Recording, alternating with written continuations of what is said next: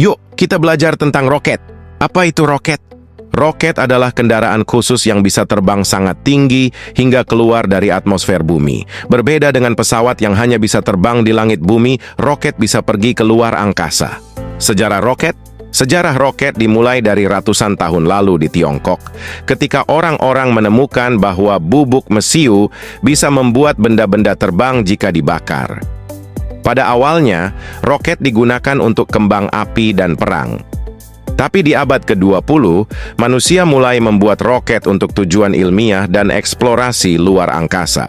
Roket besar pertama yang membawa manusia ke luar angkasa adalah Saturn V, yang digunakan oleh NASA pada tahun 1960-an untuk misi Apollo menuju bulan. Bahan bakar roket. Roket membutuhkan bahan bakar yang sangat kuat. Bahan bakar ini dibakar di dalam mesin roket untuk menghasilkan dorongan yang membuat roket bisa terbang. Ada dua jenis bahan bakar roket, yaitu bahan bakar padat. Bahan bakar ini padat dan digunakan pada roket kecil atau kembang api. Contohnya adalah bubuk mesiu. Bahan bakar cair. Bahan bakar ini cair, biasanya campuran bahan kimia khusus seperti hidrogen cair dan oksigen cair. Roket besar, seperti yang digunakan untuk misi luar angkasa, menggunakan bahan bakar cair karena lebih kuat dan efisien. Aluminium. Ini ringan dan kuat, cocok untuk bagian luar roket. Serat karbon, lebih kuat dari aluminium dan sangat ringan. Titanium. Bahan yang sangat kuat, digunakan di bagian mesin yang panas karena tahan panas tinggi. Rute perjalanan roket.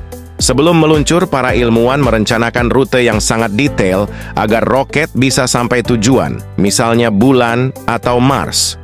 Roket akan melewati beberapa tahap, seperti peluncuran, roket lepas landas dari bumi. Meninggalkan atmosfer, roket melewati atmosfer, lapisan udara yang mengelilingi bumi. Orbit, roket berputar mengelilingi bumi atau planet lain sebelum melanjutkan ke tujuan. Mendarat, roket sampai di tempat yang diinginkan, seperti di bulan atau Mars. 6. Siapa yang mengemudikan roket? Biasanya roket tanpa awak dikendalikan dari bumi oleh para ilmuwan dan insinyur. Tapi untuk roket yang membawa manusia, ada astronot yang bertugas mengemudikan dan mengendalikan roket di dalam pesawat luar angkasa. Astronot adalah orang-orang yang sudah dilatih secara khusus untuk pergi ke luar angkasa. Kegunaan roket? Roket tidak hanya digunakan untuk mengirim manusia ke luar angkasa, tapi juga untuk berbagai keperluan lain seperti mengirim satelit.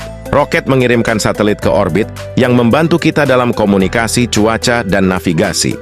Penelitian, roket membawa alat-alat penelitian untuk mempelajari planet, bintang, dan hal-hal lain di luar angkasa.